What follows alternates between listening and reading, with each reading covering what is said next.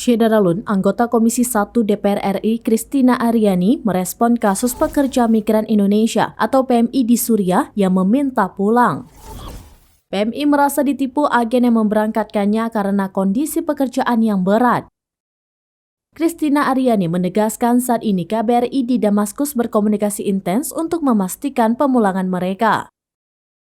Hal utama yang ditegaskan Christina adalah jaminan bahwa mereka dalam kondisi baik dan sehat.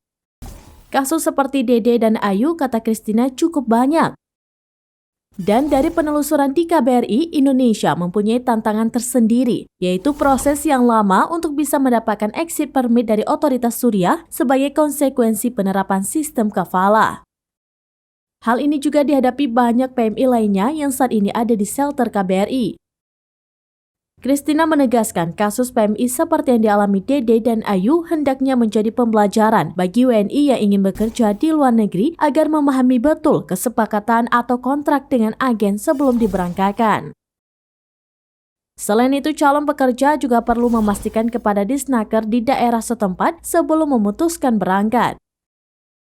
Selain itu, Christina juga mendorong agar pihak KBRI responsif untuk setiap persoalan WNI yang ada di luar negeri.